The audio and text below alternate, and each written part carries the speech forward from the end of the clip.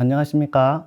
마이크로소프트 에브리웨어 2022 개발자 트랙에서 커뮤니티에서 애저로 자기 개발하기라는 제목으로 발표를 맡게 된 김도균입니다.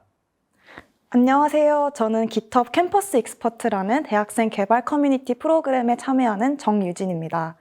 제가 김도균 MVP님을 작년 12월 마이크로소프트 학생 커뮤니티 리더인 MLSA와 함께 워크숍을 할 당시에 멘토님으로 만났었는데요. 오늘 다시 뵙게 되어 너무 영광입니다. 네, 저도 반갑습니다. 잘 지냈죠? 네, 그럼요. 오늘 발표 제목이 커뮤니티에서 애저로 자기 개발하기인데요. 그래서 멘토님의 설명을 듣고 또 궁금한 점을 여쭤보고자 합니다. 네. 제가 좋아하는 말이 있는데요. 지식에 대한 투자가 언제나 최고의 이윤을 낸다라는 벤자민 프랭클린의 이 말은 제가 아주 좋아하는 글귀입니다. 지식과 경험이 가장 중요하고 매일 사용하는 전문가의 자산이라는 말인데요. 하지만 이 자산은 기한이 있죠. 새로운 기술과 언어, 환경이 개발됨에 따라서 이 자산은 쓸모가 없어지기도 합니다. 과거의 경험도 변하는 시장에서 가치를 얻지 못할 수도 있습니다. 점점 유효기간이 빨라지는 요즘 기술 세계의 변화는 기업이나 우리의 고객이 우리를 덜 매력적으로 보이기도 합니다. 날이 갈수록 우리의 매력이 빛을 발하게 하려면 우리의 전략 자산은 아마도 새로운 것을 배우는 능력이어야 할 겁니다. 네. 그렇다면 새로운 것을 배우는 능력은 어떤 게 있을까요, 멘토님? 네, 좋은 질문입니다. 새로운 것을 배우는 능력은 크게 두 가지 방법이 있는데요. 배우는 방법을 배우는 거고요. 두 번째는 배워야 할 것을 아는 거예요. 배우는 방법은 내가 어떤 식으로 배울지를 선택하는 것과 그 다음에 우리가 태생적으로 아무것도 모르는 상태에서 배워왔던 것처럼 이제 배우는 방법이 있고요. 마지막으로 우리가 이전에 집체 교육을 받으면서 수동적으로 배웠던 방법 대신에 구성주의 학습으로 배우는 방법 이게 있고요.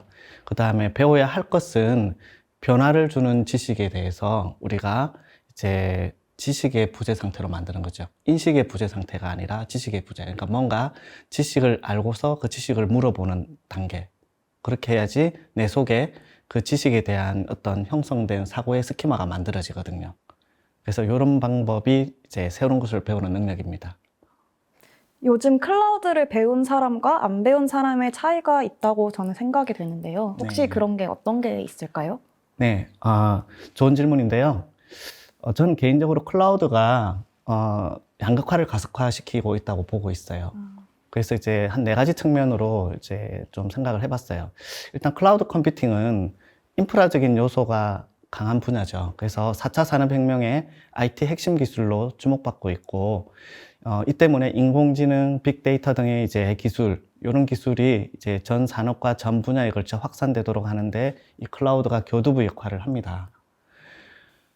그래서 이제 클라우드 컴퓨팅을 할 줄 아는 사람과 그렇지 않은 사람, 클라우드에 어떻게 재빨리 올라탄 기업과 그렇지 않은 기업은 네 가지 관점에서 양극화를 경험하게 되는 세상이 되었어요.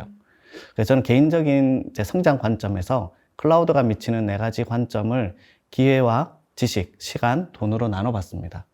먼저 기회 관점에서 보면 클라우드는 고급 기술 인력으로 분류되는 직장에 접근할 수 있는 기회와 지역을 넘어 전 세계로 개인의 비즈니스를 확장할 수 있는 기회, 또 요즘 한참 뜨거운 인공지능, 메타버스, NFT 이런 트렌드를 이끄는 첨단 기술에 누구보다 빠르게 접근할 기회를 제공합니다. 개인에게는 창의적인 아이디어만 있어도 별도의 지원을 또는 자원을 구비하지 않고 IT 클라우드 기반으로 쉽게 그리고 빠르게 서비스를 개발하고 사업화할 수 있는 창업의 기회를 만들 수도 있거든요. 두 번째로는 지식의 관점인데 클라우드는 실증을 위한 시스템을 갖추지 못해서 이론적으로만 알고 있던 어떤 지식들을 빠르게 검증하고 그걸 경험 기반으로 축적할 수 있는 기회를 제공합니다. 이렇게 축적된 지식이 가치를 높이는 지식이 되죠. 세 번째가 이제 시간의 관점인데 이게 되게 중요한데요. 학습 시간을 줄여줘요. 그래서 신속한 의사결정을 가능하게 하고요. 우리가 또 직장을 다니거나 할 때 PC, 모바일 기기 등을 통해서 언제 어디서나 클라우드에 접속해서 사무실과 거의 동일한 환경에서 유연한 업무를 가능하게 하죠. 이게 보통 이거를 스마트 워크라고 합니다. 그리고 이제 보통 게임, 영화, 취미생활 이런 거 많이 할 텐데요. 이런 데이터들이 요즘 다 클라우드에 저장되고 있죠. 그리고 유통되는 컨텐츠를 기반으로 또 빠르고 끊임없이 이제 용량의 제한 없이 다양한 서비스를 우리는 이제 넷플릭스 같은 데서 제공을 받을 수 있게 되었죠. 자, 그런데 요즘 사람들 다 여행 좋아하잖아요. 그죠? 그래서 다양한 나라와 도시를 여행하면서 즐길 수도 있고 필요에 따라서 언제든지 일할 수 있는 이런 걸 뭐라고 하냐면 워크와 베케이션을 합쳐서 워케이션이라고 합니다. 이런 워케이션을 누릴 수 있는 이런 세상이 바로 클라우드에 올라탄 사람과 그렇지 않은 사람의 차이고요. 이 두 사람의 차이의 가장 중요한 부분은 시간이 다르게 흘러가요. 비용 측면인데요. 돈이죠.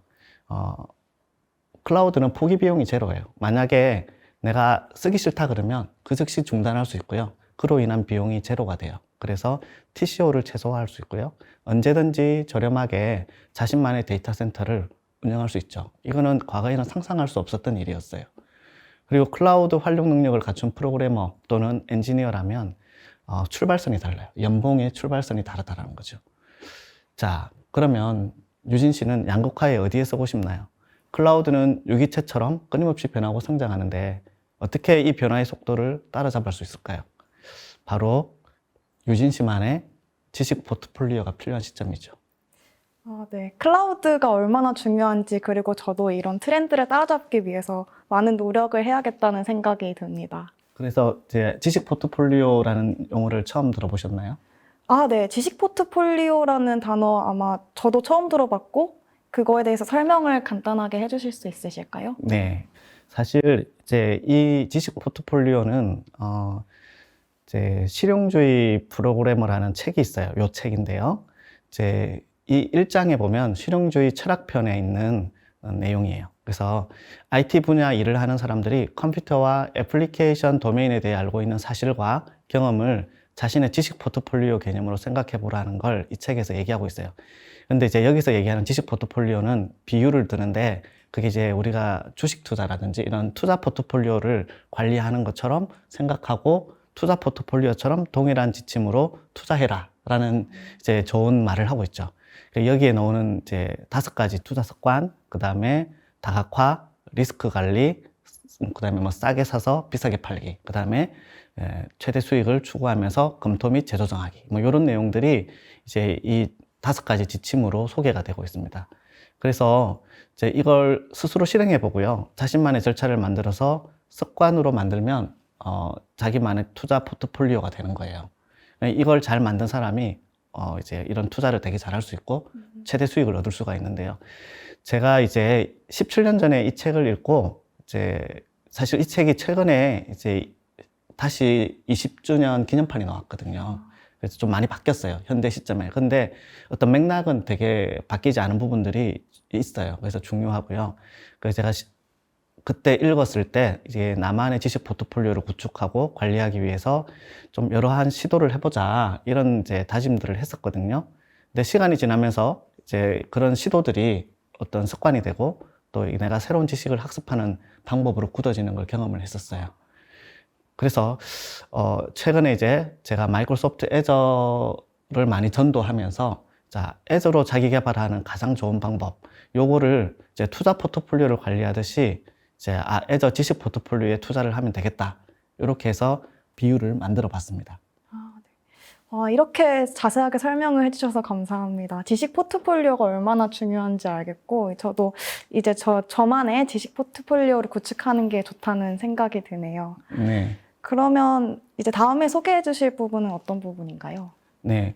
그러면 제가 조금 전에 얘기 드렸던 애저로 자기 개발 포트폴리오를 어떻게 만들 수 있는가. 네, 요거를 좀 설명을 드릴게요. 애저에 대한 지식과 경험치를 높여서 클라우드 전문가가 되기로 했다고 해봅시다. 그래서 주기적인 투자 관점에서 이제 규칙적인 일정한 시간을 정하고 집중력을 높여서 이제 나만의 장소에서 구체적인 목표를 실행을 하는 게 중요하겠죠. 예를 들어서 새로운 애저 서비스를 배운다든지 일주일에 한 편의 클라우드 기술 블로그를 작성한다든지 이런 것들이 목표가 될 수 있겠죠. 다각화 관점에서는 현재 내게 필요한 클라우드 기술 역량을 진단해보고 필요한 역량을 얻도록 제일 먼저 시간을 투자해보는 겁니다. 그리고 동시에 미래에 어떤 기술 역량이 필요한지 커뮤니티 활동을 통해서 듣고 그 다음에 가치를 파악하고 미리 투자하는 해안을 얻는 거죠. 애저에 초점을 맞추더라도 상대 진영의 기술 내러티브에 관심을 가질 때 나의 기술 역량이 더 빛을 발할 수가 있거든요. 그리고 이제 투자에는 항상 위험이 따르기 때문에 리스크 관리가 필수이죠. 마찬가지로 고위험을 감수해서 고수익을 얻을 수는 있어요. 그렇지만 잘못하면 빈털터리가 되고 제 빚쟁이가 될 수도 있죠. 마찬가지로 한 가지 기술에 과도하게 많은 비중을 실으면 기회와 안정성의 균형이 깨질 수 있습니다. 기술 달걀을 여러 바구니에 담는 지혜가 필요하죠. 포트폴리오 투자가 안정성을 유지하면서 최대 수익을 추구하듯이 클라우드 컴퓨팅은 오래전부터 이제 사용해온 방식을 수용하면서 새로 등장하는 기술의 선점을 위해 빠르게 변화하고 움직이고 있습니다. 클라우드에서 미리 보기로 등장하는 기술에 관심을 갖고요. 사라질 기술과 주류로 정착할 그런 저평가된 기술을 찾아서 가치를 분석하고 선제적으로 투자를 해야 합니다. 하지만 이제 우리가 맹목적으로 추종하고 찬양하는 그런 사람들이나 이제 그런 부류들은 되게 조심해야 되겠죠. 네, 이제 애저로 4가지 어떻게 자기 개발을 할 수 있는지에 대해서 소개를 해주셔서 학생의 입장에서 저도 많이 도움이 됐습니다. 그 다음으로 그럼 커뮤니티 말씀을 하셨는데 커뮤니티를 통해서 제가 어떻게 배우는 게 좋을까요? 네. 요즘 코로나 때문에 우리가 상당히 많이 고립되어 있잖아요. 네. 그래서 고립은 경력에 되게 치명적일 수 있어요. 그래서 조직 밖에서 사람을 만나고 이제 그들이 어떤 일을 하는지 알아보고 평판이 좋은 커뮤니티에 적극적으로 참여를 해야 되거든요. 그래서 커뮤니티 활동은 3가지 관점에서 제 개인의 성장에 중요한 영향을 끼쳐요. 첫 번째 관점이 뭐냐면 바로 사람입니다. 그래서 유명한 사람이 아니라 뛰어난 사람을 만나 인적 네트워크를 확장할 수 있어요. 커뮤니티에서.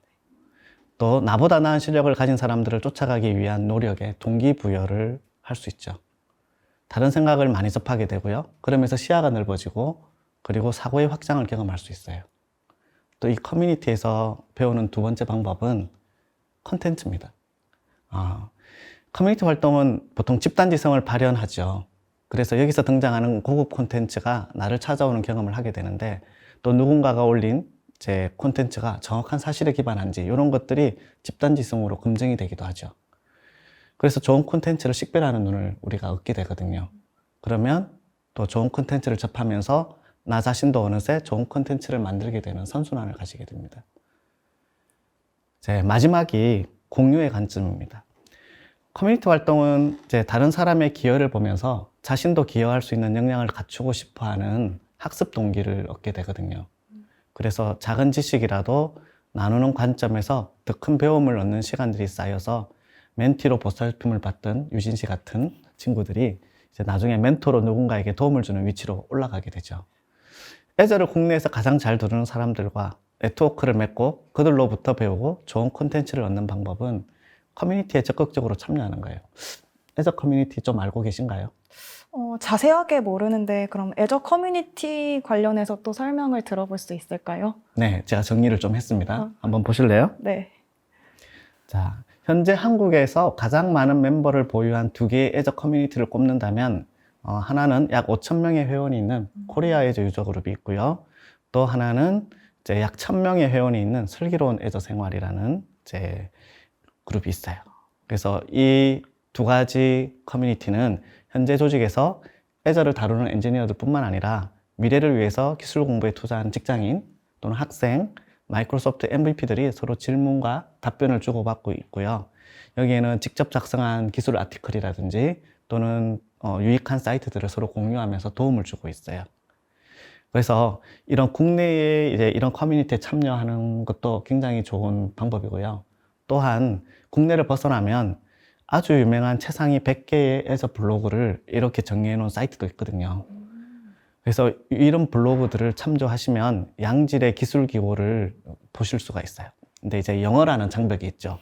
이 장벽만 넘었으면 이제 한글로 된 콘텐츠에서 찾을 수 없는 굉장히 풍부하고 깊이 있는 지식을 얻을 수 있어요. 이제 이런 글들을 읽고 소화하고 여기에 자기 아이디어를 더하면 자신만의 콘텐츠를 만들어내고 그걸 내가 내 블로그에 쓴다면 이제 많은 사람들이 찾아오는 명소가 될 수도 있겠죠. 아직은 이 블로그 리스트에 한국인 이제 애저 블로그가 없어요. 그래서 유진 씨 같은 분이 나중에 저 리스트에 들어가면 좋겠어요.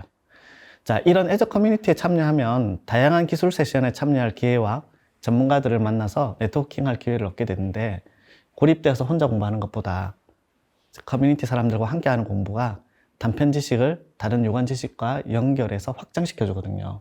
그래서 다른 사람의 도움을 받아 깊이 있는 지식으로 더 뛰어들 수 있는 용기를 얻게 되죠. 아, 네. 저도 학생 커뮤니티를 넘어서 이제 전문가분들 그리고 다른 분들과 더 네트워킹 할 수 있는 기술 커뮤니티, 특히 애저 커뮤니티에 더 관심을 갖게 됐습니다. 그러면 애저를 처음에 배울 때 저는 좀 많이 어렵다고 느꼈고 이게 진입 장벽이 조금 있다고 생각이 드는데요. 멘토님께서는 이거를 해결할 수 있는 방법이나 도움을 줄 수 있는 방법이 있다고 생각하시나요? 네네. 제가 볼 때 이제 클라우드, 아까 양극화를 얘기했는데, 이제 클라우드를 배우고 싶어 하는 사람들한테 첫 번째 장벽이 바로 구독이에요. 애저가 기본적으로 유료잖아요. 그죠? 근데 이제 학생들이나 취업준비생들이 클라우드 컴퓨팅 기술에 접근하는데 상당히 부담이 되잖아요.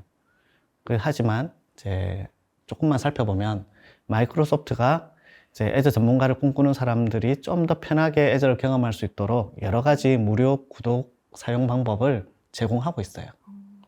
의외로 이제 이런 방법을 몰라서 애저 문맹자로 남는 경우가 많거든요. 제가 애저 문맹자를 뭐라고 하냐면 에린이라고 해요. 애저 어린이라고 하거든요. 그래서 이제 이 구독을 해결하는 4가지 방법 잠깐 소개해 드릴게요. 첫 번째가 체험 계정인데, 이 체험 계정은 한 번 등록하면 30일간 쓸 수 있는데 200불 상당의 크레딧이 들어가 있어요. 그래서 한 달 동안 $200를 가지고 학습해 볼 수 있어요. 그리고 또 끝나도 12개월 동안 무료로 사용할 수 있는 40여 개의 애저 서비스들이 있어요. 그래서 계속해서 애저를 다루면서 접근하면서 공부를 할 수 있어요. 두 번째 방법은 이제 학생 구독이라는 게 있어요. 요거는 이제 학생들의 특권인데요. 12개월간 매달 $100의 크레딧을 제공하는데, 가상머신을 비롯해서 40여 개의 인기 서비스를 무료로 쓸 수 있어요. 마찬가지로. 근데 이제 일반 체험 계정하고는 달리 얘는 신용카드 등록 안 해도 돼요. 그래서 학교 학생이라는 걸 내가 그 학교의 이메일로 증명하기만 하면 됩니다. 그 다음 세 번째는 이제 스폰서십이라고 하는데요. 교육용 구독이에요. 그래서 공인교육 과정에서 이제 실습을 하기 위해서 제공되어지는 건데, $100의 크레딧을 제공하고요. 한 달 동안 쓸 수 있어요. 학생 계정처럼 신용카드 없이 구독으로 만들 수 있기 때문에, 이제 마이크로소프트의 공인교육을 받으면 이제 실습하는데 무리가 없다라는 것도 알려드리고 싶고요. 마지막으로 이제 하나 소개해 드릴 게 이제 오픈 라이선스인데, 요거는 무료는 아니에요. 유료이긴 한데, 많은 분들이 두려워하는 게 신용카드를 걸어놓고 했을 때 더 많은 내용이 과금이 되면 어떨까, 어떻게 될까 이렇게 생각을 하잖아요. 근데 이거는 마이크로소프트 재판매 파트너에게 선불 크레딧을 구매해서 사용하는 방식이라서 등록한 크레딧 범위 내에서 제 서비스를 사용하기 때문에 뭐 혹시 잘못되거나 착오가 생기거나 했을 때 추가 비용이나 이제 나도 모르게 부과되는 그런 문제를 막을 수 있어요. 근데 크레딧을 다 쓰면 서비스는 중지되겠죠. 그렇지만 다시 크레딧을 채우시고 사용하시면 그 서비스를 계속해서 이용하실 수 있어요. 그래서 이런 방법도 있다라고 해서 한 4가지 정도를 소개를 드릴 수 있겠네요. 아, 네. 이렇게 구독이라는 다소 어려운 벽을 해결할 수 있는 방법 4가지를 알려주셔서 감사합니다. 네. 그러면은 이렇게 애저에 관련된 학습 자료가 어떤 게 있을까요? 왜냐하면 저 같은 경우는 처음에 배우는 게 좀 쉽지 않다고 느꼈어서. 네, 네. 그렇죠. 물론 책도 있기는 한데요. 제가 쓴 책도 있어요. 근데 책 없이도 사실은 공부할 수 있는 자료는 지천에 널려 있습니다. 그래서 제가 몇 가지를 소개를 드릴 건데요. 자, 여러분들이 구독이라는 장벽을 넘어갔잖아요. 그러면 이제 어디서 무슨 내용으로 애저를 학습할 수 있을까? 자, 지금 바로 쉽게 해결할 수 있는 3가지 방법을 소개해 드릴게요. 첫 번째 주인공은 이제 애저 기술문서예요. 애저 기술문서는 애저 서비스 전체를 다루고 각 기술의 개요, 자습서, 샘플, 개념, 방법 가이드 이런 걸 체계적으로 구성하고 있고요. 그게 방대하게 제공을 하고 있거든요. 근데 사실 이 자료를 꼼꼼히 본다면 상당한 지식을 쌓을 수 있어요. 온라인의 문서를 집중력 있게 볼 수만 있다면요. 근데 사실 그게 쉽지 않아요. 개인적으로 추천하는 방식은 개요를 확인한 후 빠른 시작에 있는 내용을 먼저 따라해 본 뒤 어려운 개념이나 용어가 나오면 잘 메모해 놓았다가 개념에서 자세히 살펴보는 방식이에요. 만일 프로젝트 중에 참고해야 한다면 샘플과 방법 가이드를 중심으로 살펴보시면 좀 빠르게 도움을 얻으실 수 있어요. 두 번째로 소개해드릴 내용이 마이크로소프트 런이에요. 혹시 보신 적 있으신가요? 아, 네. 이거는 제가 직접 사용했던 플랫폼이기도 하고 많이 배울 수 있었던 사이트 중 하나예요. 네. 이 런은 다양한 학습 모듈로 구성되어 있어요. 그래서 단계별로 경로를 만들고요. 그 경로를 통해서 주제를 자세히 살펴보거나 또는 원하는 모듈을 직접 검색해서 특정 작업을 수행하는 방법을 배울 수 있거든요. 이 학습 모듈에서 애저가 필요한 경우에 실습을 해야 되는데 만약 구독이 없다. 근데 런에선 가능해요. 바로 샌드박스라는 게 있거든요. 그래서 샌드박스를 사용하면 별도 비용 없이 리소스에 액세스해서 교육을 완료할 수 있어요. 그리고 과거에는 마이크로소프트에서 운영하는 동영상 플랫폼이 있었어요. 들어보신 적 있으세요? 아니, 처음 들어봤어요. 네, 유튜브는 아니고요. 네, 채널라인이라고 있었어요. 근데 이제 이 채널라인은 지금은 없어졌고요. 이 채널라인을 대체해서 마이크로소프트 제품에 대해서 스트리밍 기술 콘텐츠를 제공해주는 이 런에서 런TV라고 하는 섹션이 있어요. 그래서 이 런TV에 가면 이제 언제 어디서나 이제 무제한으로 기술쇼와 라이브 이벤트를 보실 수 있습니다. 그리고 이제 세 번째로 소개해 드릴 게 이제 애저 버추얼 트레이닝 데이라는 거예요. 혹시 보신 적 있으세요? 저는 이거 구독을 해서 메일을 가끔 받아본 적이 있는데요. 한번 자세하게 설명해 주실 수 있나요? 네, 이건 메일로 날라오는데요. 네. 온라인 이벤트예요. 이거는 등록하시면 되는데 무료거든요. 여기에는 이제 펀더먼털 과정부터 조금 고급 과정까지 이제 온라인 교육을 해주는 그런 이벤트예요. 이제 관심이 있는 개발자나 IT 전문가, 파트너 또는 교육자들이 이제 자기한테 맞는 수준의 온라인 학습 기회를 얻을 수 있어요. 그래서 메일을 등록해 놨다면 이제 여기에서 제공하는 잘 구성된 온라인 컨텐츠를 스트리밍으로 이제 받아보실 수 있어요.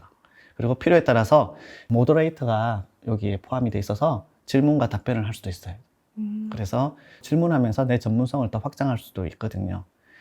그래서 만약에 버추얼 트레이닝 데이, AZ900이나 AI900 등의 펀더멘털 과정을 수강을 하시게 되면 이 트레이닝 데이를 끝나고 나서 이제 마이크로소프트가 무료 시험 바우처를 제공해요. 그래서 그 시험 바우처를 가지고 시험도 무료로 쳐보실 수 있습니다. 국제공인 자격 시험이죠. 네.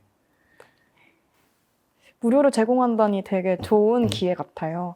그럼 이거를 또 학습할 수 있는 다른 핸즈온 방법이 또 있을까요? 네. 그래서 제가 개인적으로 추천하는 방법이 있는데요. 바로 핸즈온 학습법입니다.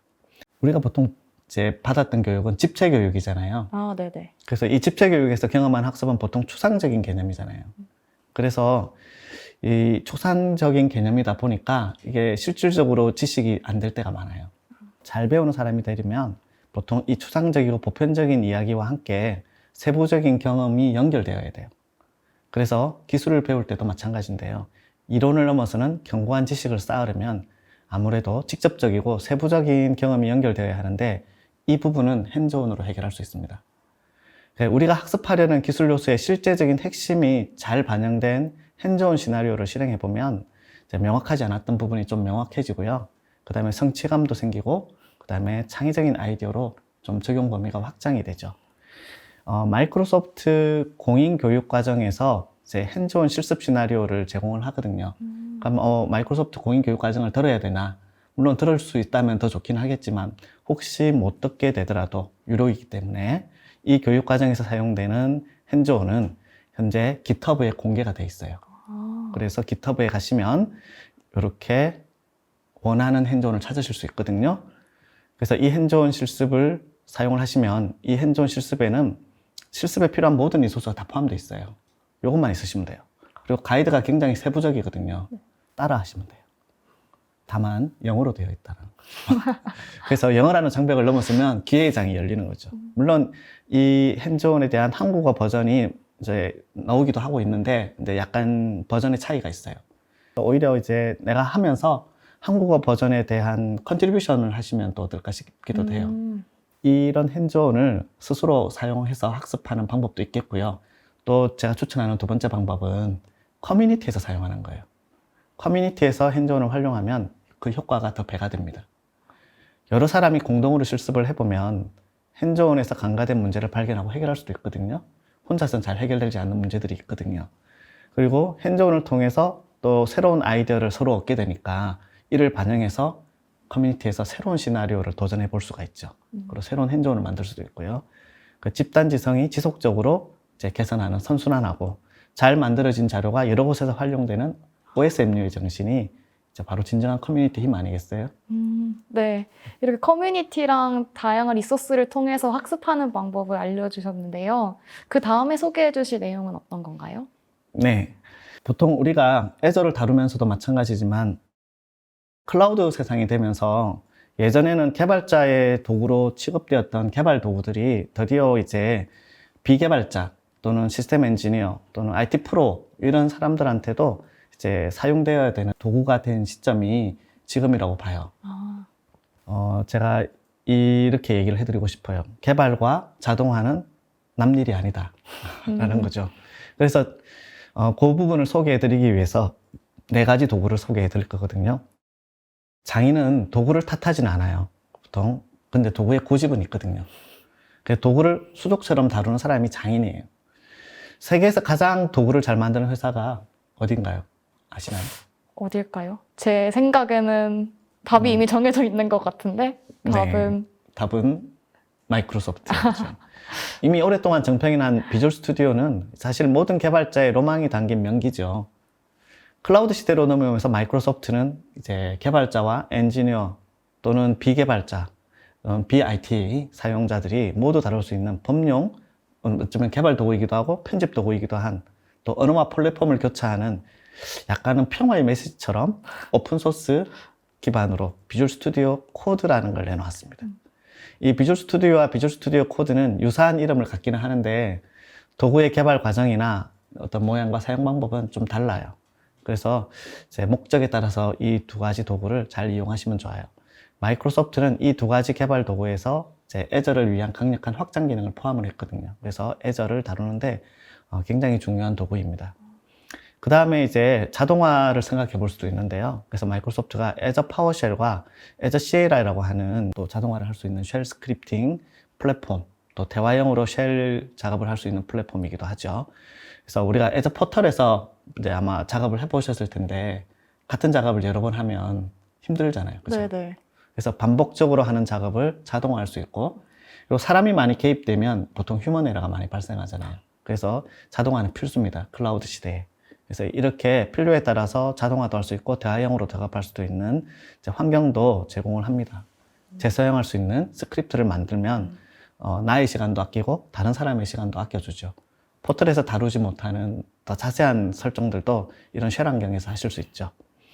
그래서 이제 스마트한 사람은 반복을 싫어하거든요.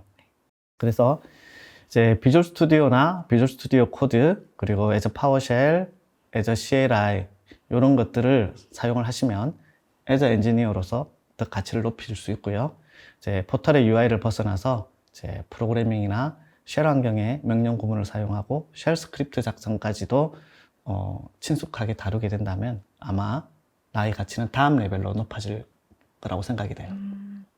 지난 12월 세미나 행사 때 배웠을 때 멘토님께서 쓰신 책을 저한테 직접 주셨는데 그걸 되게 재밌게 읽었던 기억이 나요. 그만큼 멘토님은 책도 쓰시고 강연도 많이 다니시고 활발한 활동을 하고 계신데 그러한 비결이 혹시 있을까요? 네, 있죠. 사실은 이제 글 쓰는 엔지니어가 되는 비결이 다른 데 있진 않아요. 많이 읽고 많이 쓰는 거예요. 그래서 좋은 글을 많이 읽고 그 글을 모방해서 많이 쓰는 게 지름길입니다. 그러면 우리는 어디다가 많이 쓰면 될까요? 이제 웹의 시대니까요. 저는 이제 블로그와 깃허브를 많이 활용하면 된다고 생각하는데 웹 2.0 시대 때는 블로그에 많이 썼고요. 요즘은 깃허브에 많이 씁니다. 특히 이제 개발자나 엔지니어들이 이제 깃허브를 블로그로 많이 활용하죠. 그러기 위해서 이제 마크다운 정도는 알아야 된다고 생각합니다. 이게 제 비결이에요. 아, 네. 이런 비결 감사합니다. 자, 제가 알기로 유진 씨는 캠퍼스 프로그램을 통해서 이제 많은 도움을 받은 걸로 알고 있는데 그래서 커뮤니티에서 자신을 성장시킨 어떤 나름의 사례가 있다고 들었어요. 그래서 유진 씨 얘기를 잠깐 들어보고 싶네요. 네. 우선 GitHub 캠퍼스 익스퍼트 프로그램은 전 세계 단위로 학생들이 개발 커뮤니티에 관심을 갖고 자기 학교 커뮤니티나 주변 커뮤니티를 이끌고 이를 통해서 다양한 워크숍이나 해커톤 행사들을 주최하는 저희만의 커뮤니티고요. 저는 작년부로 이제 우리나라 첫 학생으로 선정되어서 많은 활동을 해왔는데요. 그 중에서 여러 가지 활동을 했었는데 가장 기억에 남는 게 애저와 GitHub 액션을 활용한 자동화된 해커톤을 운영진으로 참가한 적이 있습니다. 이런 워크플로우도 다 개발을 해서 자동화된 플로우로 참가자들이 해커톤을 좀 더 원활하게 참여할 수 있도록 하는 그런 행사를 진행을 했었는데요. 오늘 클라우드의 중요성과 그리고 글 쓰는 엔지니어의 역량 그리고 커뮤니티의 중요성을 알려주시니까 제가 했던 활동들이 그나마 좀 뿌듯하게 느껴지고 앞으로도 더 열심히 많은 활약을 해야겠다라는 생각이 듭니다. 그리고 멘토님도 지난 12월 때 만나 뵙게 되고 거기서도 좋은 말씀 많이 해주셨는데요. 오늘도 이렇게 처음부터 마지막까지 차근차근 잘 설명해 주셔서 너무 감사합니다. 네. 커뮤니티를 통해서 성장하시는 유진 씨를 보니 참 대견하고 뿌듯하네요. 감사합니다. 네. 이제 마지막 슬라이드에 도착을 했네요. 이런 글귀를 한번 제가 읽어드리고 싶습니다. 우리는 더 명확하게, 더 적절하게, 그리고 바라건대 세월이 흘러도 가치를 잃지 않도록 쓰고 싶었다. 이 글은 데이비드 토마스와 앤드류 헌트가 쓴 실용주의 프로그래머 20주년 기념판의 서문에 나오는 글입니다. 저는 이 글이 자신을 성장시키는 사람의 자세라고 생각을 합니다. 우리 모두가 세월이 흘러도 가치를 잃지 않도록 자신을 성장시키는 명확한 방법을 찾고 적절하게 적용하는 지혜를 발휘할 수 있기를 개인적으로 정말 바라고 싶습니다. 자, 저희의 이 진솔한 얘기들을 들어주신 분들에게 감사를 드릴게요. 네, 좋은 설명해 주시고 저의 질문들을 다 끝까지 대답해 주신 멘토님께도 감사하고 들어주신 분들도 감사합니다. 감사합니다.